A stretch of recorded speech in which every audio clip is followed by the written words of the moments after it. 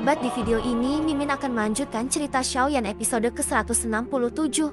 Dan perlu diingat kalau ini adalah video spoiler. Dalam diamnya ruang pohon purba, cahaya hijau yang menyelimuti tubuh Xiaoyan semakin terang. Perlahan, matanya terbuka. Sorot matanya kali ini berbeda dalam, tenang, seolah menyimpan pengalaman dari ratusan kehidupan. Itu karena selama tertidur, jiwanya seakan mengalami 100 kali reinkarnasi, memberi kesan matang dan penuh kebijaksanaan. Ia menghela napas panjang. Uap hijau keluar dari mulutnya, menandakan pencerahan besar yang baru saja ia capai.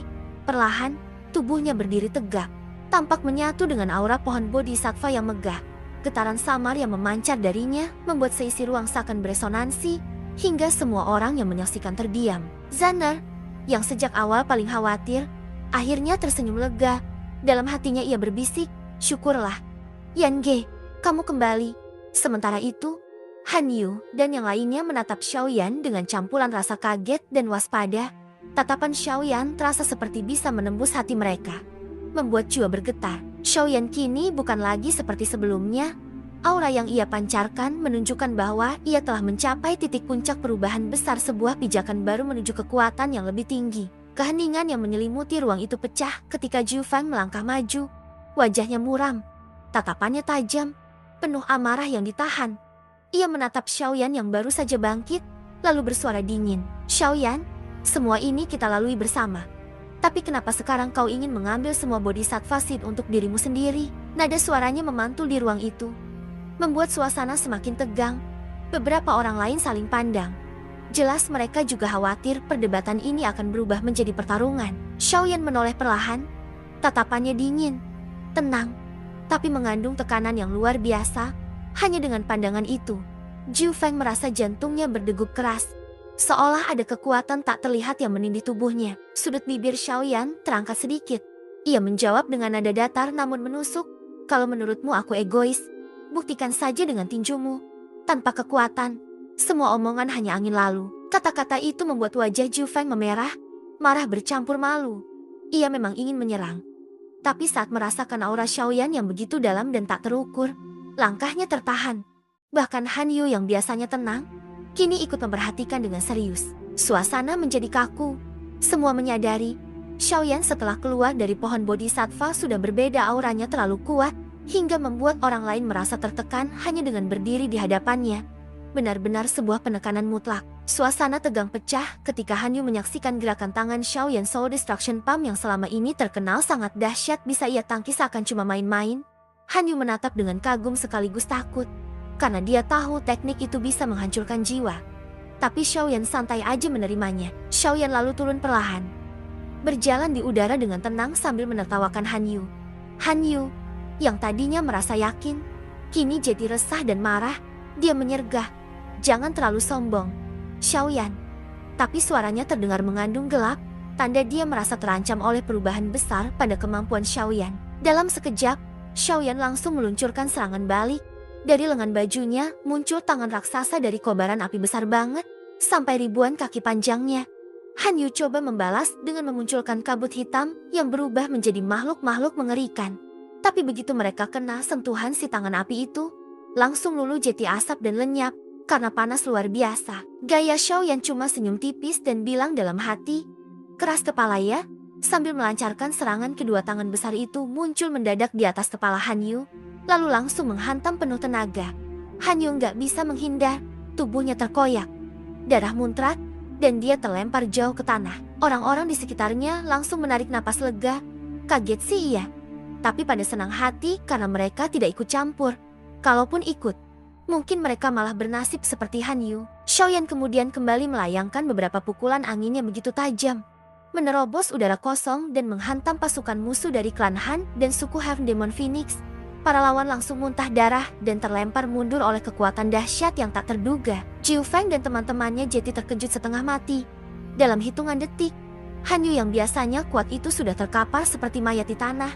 Zhu Fang hampir gak percaya, karena dia sendiri belum tentu bisa ngalahin Han Yu secepat itu, apalagi dilihat sekarang Han Yu benar-benar sudah mati oleh tangan Xiaoyan. Saat suasana masih tegang usai pertempuran ruang pohon bodhisattva, tiba-tiba muncul getaran ruang yang kuat. Dari cahaya itu muncul sosok-sosok tua berpakaian abu-abu putih. Langkahnya lambat dan menyeramkan. Dia menapaki ujung celah ruang dan berdiri di hadapan semua orang. Dengan tongkat kerangka di tangan dan mata hijau tenang yang memancarkan aura dingin, inilah Saint Guyu atau Second Tianzun dari Hall of Souls yang terkenal beruluk seram sekaligus berbahaya. Guyu berkata dingin, memperkenalkan dirinya dan menunjukkan superioritasnya. Semua orang yang ditargetkan Hall of Souls bersama Han Clan itu tak akan ada yang lolos. Dia bahkan menyinggung siapapun yang mencoba menentangnya, terutama Xiaoyan, karena Falling Star Pavilion akan segera binasa. Hadirnya Guyu bikin suasana makin mencekam. Ini bukan sosok biasa. Dia adalah salah satu Tianzun elit. Figur yang pernah gagal melawan Xiaoyan dalam ruang pohon bodhisattva dan akhirnya dikirim ke Manhole, wilayah terpinggir yang jarang terlihat karena reputasinya. Kini, Saint Guyu datang dengan niat serius.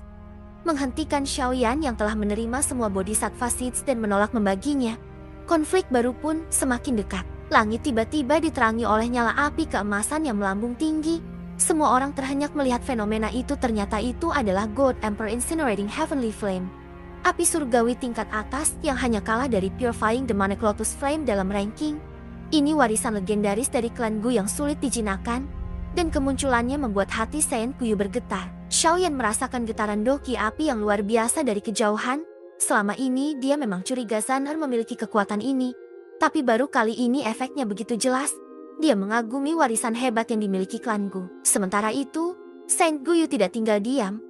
Dengan tongkat kerangka di tangan, dia mengeluarkan kabut hitam pekat dari tongkatnya yang kemudian membentuk sosok raksasa Raja Kerangka Kegelapan yang menjulang tinggi di langit, memancarkan hawa dingin mematikan. Zanher sigap merespons. Ia menciptakan puluhan pilar api emas dari langit, kemudian merangkainya menjadi formasi seperti jaring api.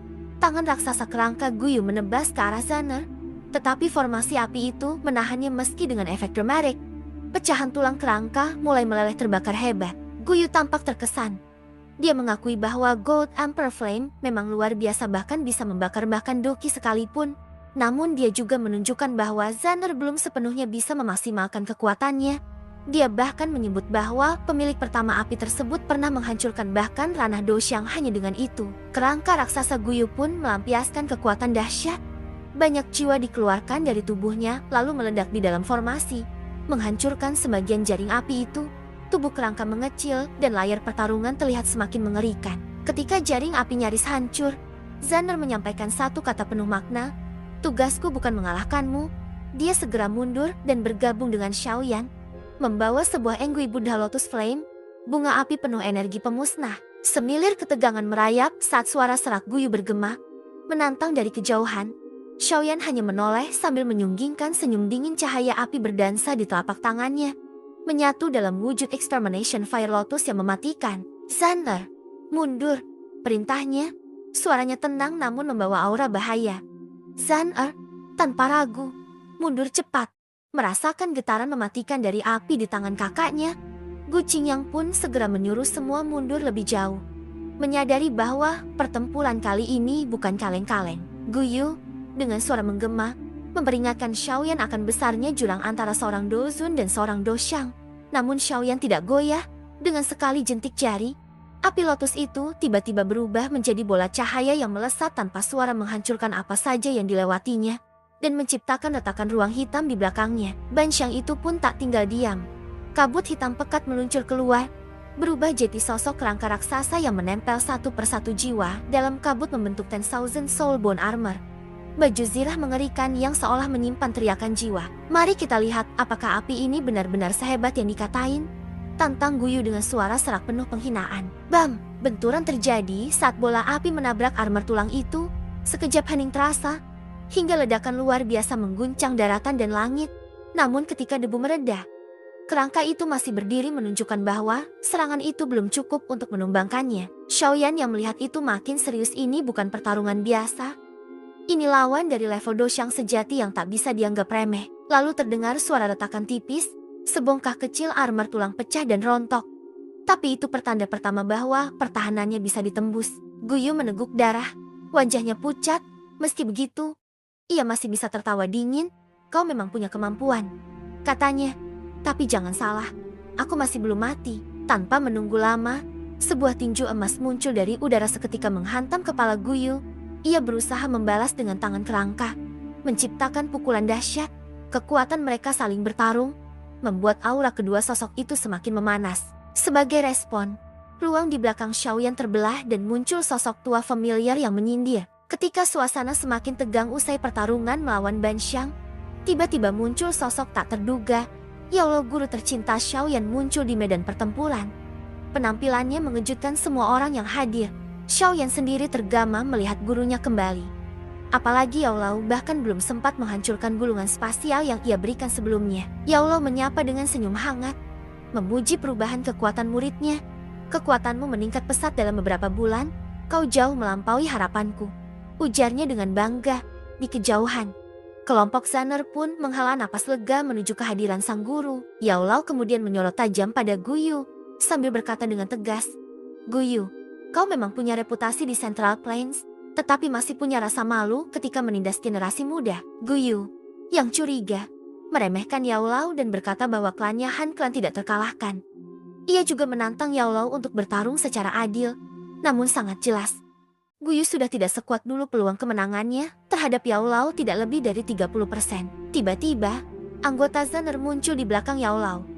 Salah satunya merobek gulungan spasial, menciptakan penyinggahan ruang dan di situ muncul Penatua Tong Xuan, tokoh yang pernah ditemui Xiaoyan di alam Gu. Penatua Tong Xuan tersenyum ramah melihat kehadiran Yaolo dan menyebut dengan hormat Yao Zunjie, orang yang pernah mengguncang Central Plains. Kehadiran mereka membuat Guyu terlihat semakin terpojok dan waspada, karena ia kini dihadapkan bukan hanya pada Xiaoyan, tetapi juga dua elite Ban Xiang dari klan Gu. Han Yu dan pasukannya melihat situasi makin sulit, bertanya apakah mereka perlu memanggil bala bantuan dari klan Han. Namun Guyu memilih mundur demi menjaga strategi jangka panjang. Lebih baik mundur sekarang daripada terjebak dalam pertempuran lebih besar yang bisa membongkar kekuatan mereka. Sebelum mundur, Guyu tidak lupa memberi ancaman terakhir ke Xiaoyan dan Yaolo. Tak satu pun anggota yang ingin ditawan oleh Hall of Souls akan lolos. Falling Star Pavilionmu akan jadi puing-puing, Yaolo membalas dengan penuh percaya diri. Falling Star Pavilion ini bukan tulang lunak. Kalau Hall of Souls benar-benar mau menggigit, kami juga bisa patahkan beberapa gigi kalian. Akhirnya setelah semua urusan dengan pohon Bodhisattva selesai, pasukan Xiaoyan memutuskan untuk mundur dan tidak lama-lama berada di padang gurun yang penuh risiko itu. Mereka memulai perjalanan pulang dan setelah beberapa hari yang melelahkan, mereka berhasil mencapai Pavilion Bintang Jatuh, Falling Star Pavilion, markas mereka yang aman dan tersembunyi. Oke, sampai di sini dulu cerita hari ini. Sampai jumpa di video selanjutnya.